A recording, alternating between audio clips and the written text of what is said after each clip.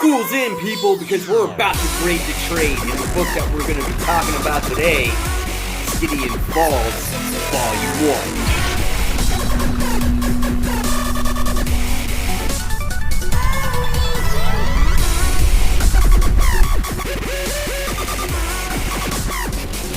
Hey, comic book fans, welcome back to Comic Book Corner 2.0. And fans, once again, I'm your host, Mike Spider Slayer, getting ready to bring you a grade in the trade. That's right, fans. This is the video series where I read a trade or a graphic novel or whatever you want to call them, and I give it a grade at the end. Is it an A? Is it an F? Or is it in between? Well, we'll soon find out. Now, the reason why I came up with this series, this whole being, is I have so many trades that I've collected over the years, and I just never got around to reading them. So in 2020, I'm going to make it a thing to try to read more trades and bring you this series more often, because some things, just to tell you the truth, read better in trade, or it's a story you may have missed, and you might want to check it out and pick it up for yourself in the future.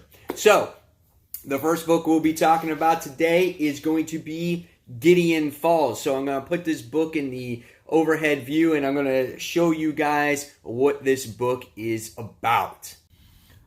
Okay, so here we go. Gideon Falls, Volume 1, The Black Barn. Now, this book is written by Jeff Lemire, and the artwork is done by Andrea Sorrentino. These guys team up all the time, and I think they're brilliant with each other. I think they work best when they team up. If we remember the Green Arrow run from New 52, they teamed up to do that, and I love that personally. That was a different style of artwork that I've never seen before. Fantastic. And now they're currently doing the Joker Killer Smile story in DC Black Label. So that's what you want to check out if you guys want to see more from them. But right now they're working on this, obviously Gideon Falls, and I think we're on like issue 18 with that series. So people told me, Mike, you got to pick up this series. It's so good. It's the best independent comic out there. I was like, yeah. So what happens was, most recently when I had a sidewalk sale, when I went to my comic book shop, I went there and they actually had this volume 1. I'm like, shit, for $5, I'm going to pick this crap up, right? And I want to check this out. I want to see what everyone's talking about when it comes to Gideon Falls. Now, let's talk about this cover here. The cover art on this is absolutely gorgeous. Now, whether this is Gideon Falls, I don't know.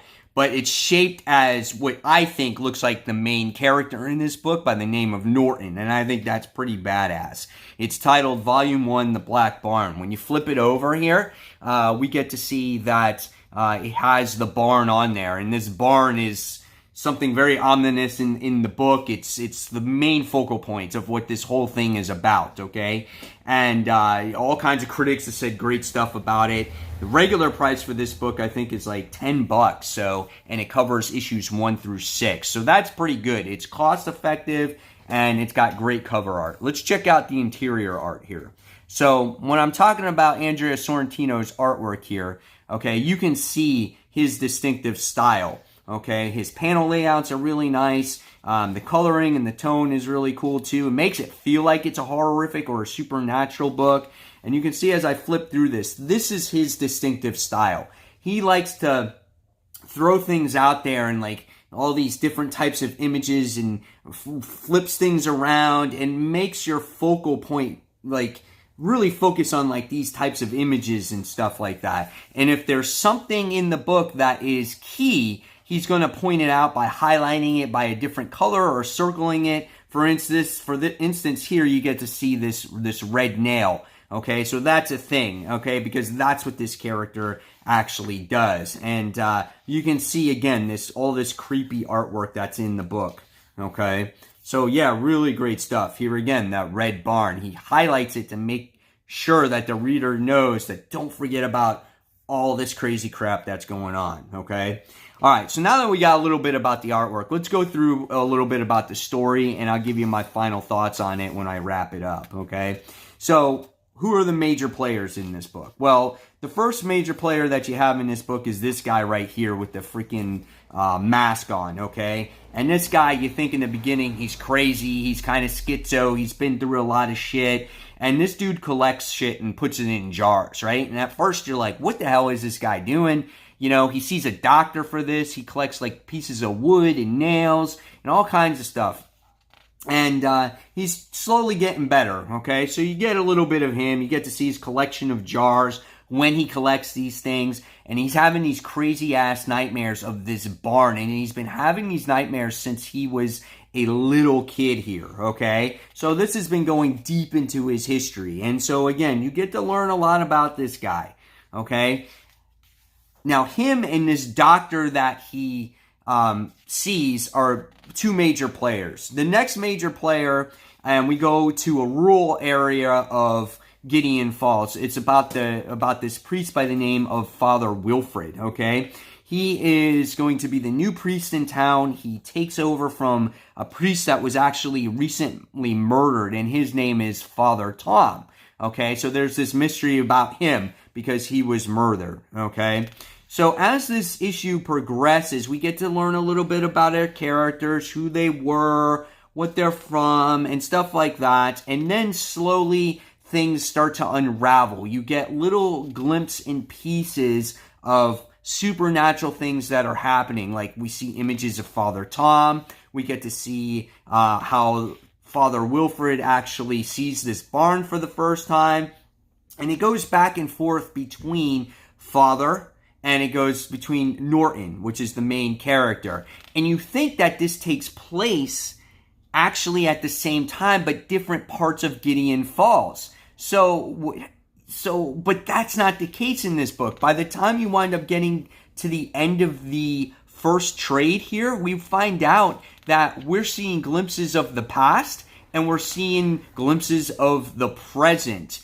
And what happens with Norton and the doctor is they're seeing this barn and they have to somehow put it together in the present.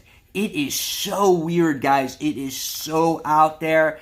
And I can definitely say that you have to read this book to get the full effect. But if you like horror, if you like supernatural, and if you like mystery and you don't mind Sorrentino's artwork, I think you're going to really enjoy this book, because after the first issue on this thing, I was hooked. So yeah, really great stuff. Definitely recommend to pick this one up. So when it comes to Gideon Falls, I was pleasantly surprised. I really liked this book. It had me hooked after the first issue, and I wanted to read more. I thought it was a great read, a wonderful introduction to this series, and I can't wait to read volumes 2 and 3. Now, will I read it in single issues when it comes out monthly? I don't know. I might stick to it with trade, because I can imagine this book reading it in single issues. It probably doesn't progress the story enough, and you probably forget what happens. That is my prediction out of it.